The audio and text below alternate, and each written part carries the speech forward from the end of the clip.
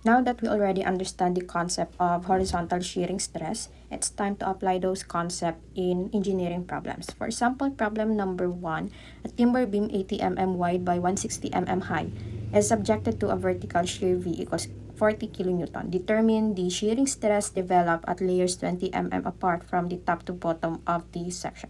This problem uses the horizontal shearing stress formula VQ over IB, where FB is the horizontal shear stress in MPa, V is the shear force in Newton, Q is the first moment of area about the neutral axis, I is the moment of inertia of the whole section, then B is the width of the beam equals 80 mm. So for the first step, to determine all the given values, so we have the width equals to 80 mm, the height equals to 160, the shear force, so we have to convert it to Newton, 40,000 Newton. The neutral axis NA is located at the center, so 160 over 2 is equal to 80 mm. The problem asks for the shear stress every 20 mm from the top until the neutral axis because the stress distribution is symmetrical. Okay, to compute the moment of inertia, for rectangular section, the formula is equal to BH cubed over 12, where the base is 80 times the height 160 cubed over 12. We get 27.31 times 10 raised to 6 mm raised to 4. So to compute the first moment of area or Q, the easiest way is to add 120 mm strip at a time. So for layer 1, so this is the layer 1, 20 mm from the top. The area above the cut is 80 times 20, and the centroid distance of the first layer is equal to 70 mm since the neutral axis occurs half of its height. So 80 minus the centroid of the first area.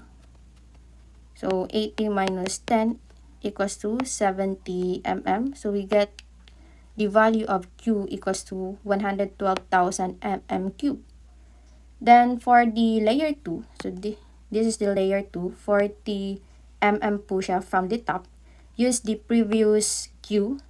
Then the second strip has an area of 80 times 20. So, nandito na. Then, the centroid distance of this area is equal to 50. Then, summing these two terms, we get 192,000 mm cube.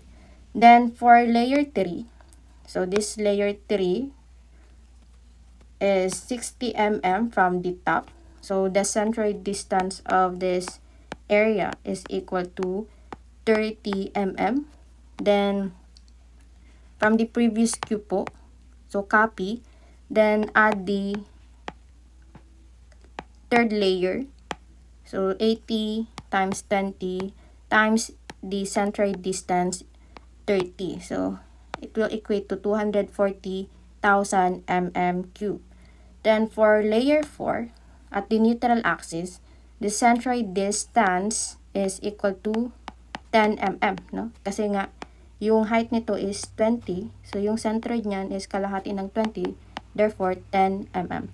Then, the additional height of this layer is equal to 80 times 20 times the centroid distance. Then, adding the previous Q, 240,000, we get 256,000 mm cube. So, yung concept ng pag-compute ng Q is kukunin lang natin yung area above the point of interest. So, ito yung point nung layer 1 kung saan nandito yung area above this point. Then, ito naman yung area point ng layer 2 kung saan kinukuha natin yung area above this point. So, ganun lang po yung pattern dyan. Then, to compute for the FB1 at the first layer, so the formula VQ over IB, so substituting the value of the shear force, 40,000, times yung Q po dito is equal to 112,000 over 27.31 times 10 raised to 6 times yung width po ng layer 1 equals to 80 mm. We get 2.051 MPa. Then for layer 2, so yung mag-iiba lang dyan na value is yung Q niya. Pero yung tatlong variables, constant na yan kasi pare-pareho po sila ng width and ng I. Then pati yung shear force na dinadala nitong timber po. Then the answer for FB2 by substituting the value of VQ and other variables is equal to 3.515 MPa. Then for FB3 naman, so papalitan mo lang yung Q dito. Yung na-compute natin is 240,000. So we get 4.394 MPa. Then for the last layer at the neutral axis, the Q here is equal to 256. Then computing all the terms, so we get 4.687 MPa. Therefore, we know that the maximum shearing stress occurs at the neutral axis kasi siya yung may pinakamataas na value. Okay, for sample problem number 2, the solid shaft and tube shown are subjected to the shear force of 4 kN. Determine the shear stress acting over the diameter of each cross section. So this problem applies the horizontal shear stress formula to circular cross sections. The only difference from the rectangular beam is that we must compute class the first moment of area Q for a semicircle and the moment of inertia I for a circle or hollow circle. The governing equations, don't forget VQ over IB, where the V po is already given, 4,000 Newton. Then yung Q is the first moment of area above the neutral axis. And I is the moment of inertia of the entire cross-section. B is the width of the section at the neutral axis. So for this problem, or for this section po, it has a width equals to the diameter for solid cross-section. For the hollow naman po, ito lang yung width niya. Okay. The given diameter for the solid cross-section is equal to 100 mm kasi yung given talaga dito is in radius pero yung diameter niya so 2r lang siya twice lang siya ng radius, so equivalent siya sa 100 mm. So at the neutral axis class, the area above the cut is a semicircle. Therefore yung makukuha nating formula for the area of semicircle is equal to pi r squared over 2. So, kalahati nung area nung buong section. Then, the centroid of semicircle is equal to 4r over 3 pi. Okay? So, substituting it to our equation para makuha yung Q. So, yung area ng semicircle pi times 50 squared over 2. Then, yung centroid ng semicircle is 4 times 50 over 3 pi. We get this value, 83,333.33 mm cube. So, set aside muna natin. Then, to compute naman po for the Q ng hollow cross-section or tube. So, kukunin din natin class yung inner na semicircle.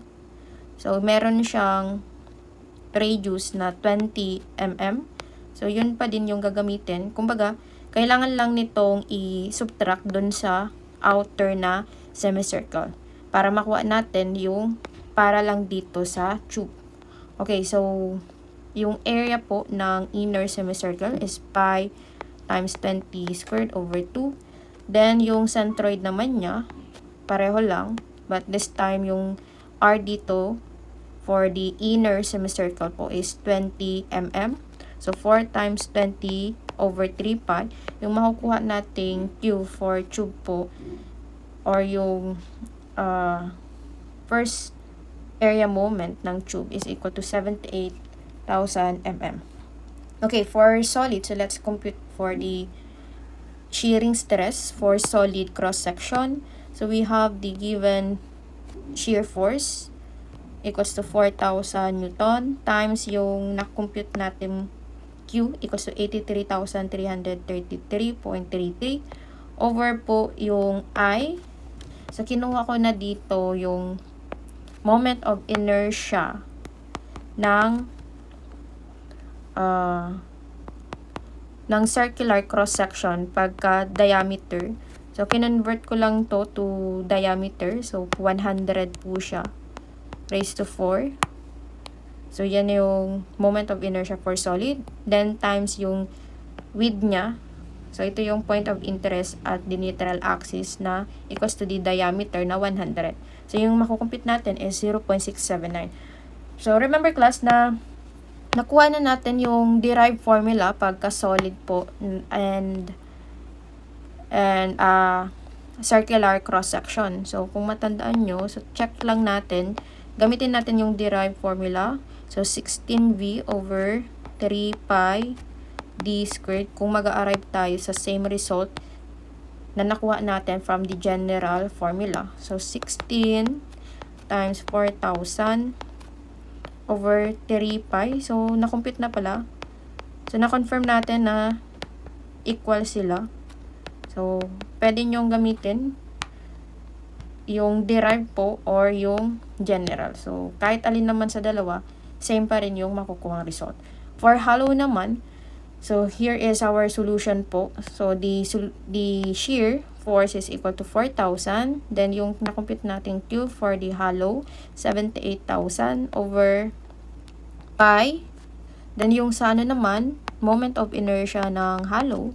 So, kinuha ko dito yung pi over 64 over the outside diameter minus the inner or inside diameter. So, kinonvert ko lang po yung given dito na naka-in terms in diameter kaya naging 50 siya. Then, yung 40 from 20 na radius. So, kinonvert ko siya to diameter for the inner diameter po. So, naging 40 siya. Then, for the width naman, yung sa B. So, yung kailangan lang dito is ito. So, kailangan mo lang i-subtract sa 50 yung 20. So, ang matitira class is 30. Since dalawa po yung in contact nyan. So, equal siya sa 60. So, yung makukompute natin po na shearing stress for hollow is equal to 1.088 MPa. Okay, sample problem number 3. A steel wide flange beam has the dimensions shown. If it is subjected to a shear of V equals 80 kN, plot the shear stress distribution acting over the beam's cross-sectional area. This problem asks you to plot the shear stress distribution across the wide flange. So, yung tawag po dito is a wide flange. Then, itong part yung tinatawag na flanges, top and bottom. Then, yung sa gitnang part po, yan yung web naman. Okay. So, unlike sa rectangular beam, the width B changes between the flange and the web po. So, the shear stress is not a single parabola. The solution uses the same equation VQ over IB, where yung V po is equal to 80 kilonewton or 80,000 Newton. Okay, to compute the moment of inertia, treat the beam po as a large rectangle minus the inner rectangle. So, yung overall dimension ng large rectangle is 240 by 300 kasi ito yung height. Then, yung inner cut naman po, ito. So, equal siya sa 300 minus yung thickness ng web. So, yung matitira is equal to 285 yung width niya. Then, yung height naman niya is equal to 200 mm. So, here's our solution for the moment of inertia. So, yung big rectangle or large rectangle, ang base is 300. Then, yung height naman po niya is 240 cube over 12. Then, i-subtract natin yung inner cutout. Yung base niya is 300 minus yung thickness. Then, times yung height naman ng inner cutout equals to 200 cube over 12. So, yung makukuha nating moment of inertia, 155.60 times 10 raised to 6 mm raised to 4. Then, so this value po will be used throughout the problems. Then, the next step, divide these sections. So, there are 7 important points. The top surface, the bottom of top flange, ito yung top flange natin. Then, ito yung point ng bottom ng top flange. Then, top ng web po. The neutral axis, the bottom of web. Then, the top of the bottom flange. So, ito naman yung bottom flange at ito yung top niya. Then, bottom surface. So, because of this section is symmetrical, only points 1, 2, 3, and 4 needs to be computed. Okay. For point 1, so sa point 1 po ito, there is no area, wala ditong area above the cut. So, yung Q dyan is equal to 0. Therefore, the shearing stress at point 1 is equal to 0. So, this is always true at the free surface. So, same lang din dito sa point 7. Kasi wala ditong Q or area, no, na kailangang computin. Then, for point 2 or the bottom of top flange, the area above is only the top flange po. Ito yung top flange. So, equal po siya. Ito yung computation natin. Okay, so compute natin. Yung Q1, ito yung Q1 or yung area ng top flange equals to 300. Yan yung width niya. Times 20 po yung thickness niya. Then, yung centroid distance ng area papunta sa neutral axis. So, equal po siya sa 110. So, paano nakuha? Kasi yung kalahati ng 200 po is 100. Then, yung centroid nito, so, kalahati ng 20 is 10. So, 100 plus 10 equals to 110. So, kukunin mo lagi yung centroid distance papunta po sa neutral axis. Okay? Then, for the value of Q1, so, nakuha natin is 660,000 mm3. Then, for shear stress at point 2, ito yung na-compute natin. So, 80,000 times yung Q1. So, ito yung area ng top flange. Then, ito yung point of interest natin. So, kung ano yung area above, yun yung Q dyan for point 2. Over the I. So, na-compute na natin. Then, yung point 2 po, ito yung width niya. Basically, yung width lang po ng top flange equals to 300. So, nakuha natin na sagot is 1.131 MPa. Then, for point 3, ito naman yung width ng top web. So, kakopy lang natin yung shear force, 80,000. Then, syempre, ito yung point of interest. So, sa ibabaw niyan is yung Q1, same lang yung value para makompute natin yung shearing stress at point 3 over yung I natin. Then, this time, yung width na kinoconsider is yung thickness na po ng web. Okay? So, na-compute natin is 22.622 MPa. Then, for point 3, so, ito yung area above ng neutral axis. So, to compute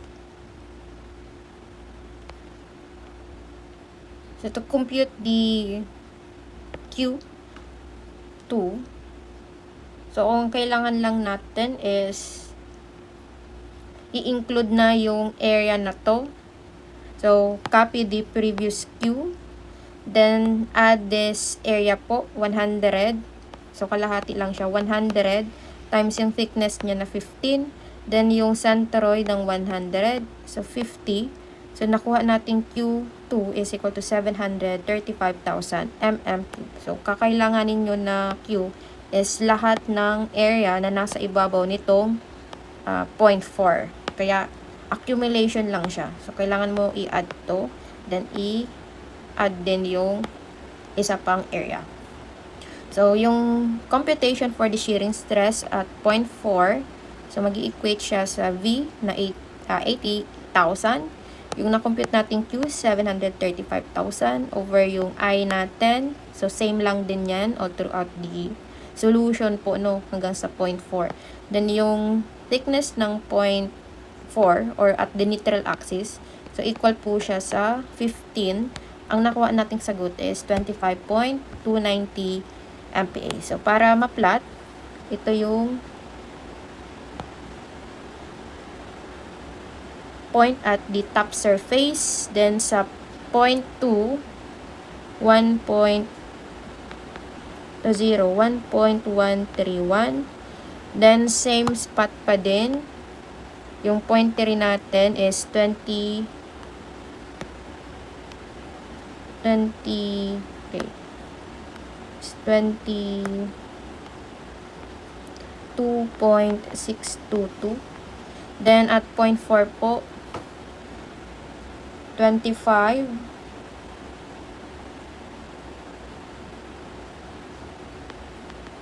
.290.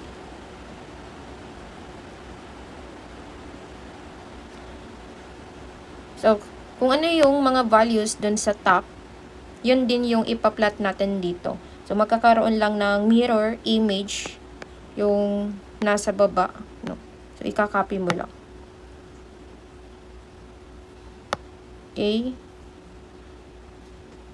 0. 1.131 kasi may axis of symmetry sila. So, 22.622. Then, i-connect natin. So, parabolic po yung shearing. So, parabolic yan. Hindi yan straight. So, may curve po yan. Ito na yung value natin. So, ito na yung yan. Okay, so, lumabas class na naging mirror image na. Magiging mirror image na ang distribution natin sa baba. Dahil symmetrical lang po yung I-beam or white flange. Okay?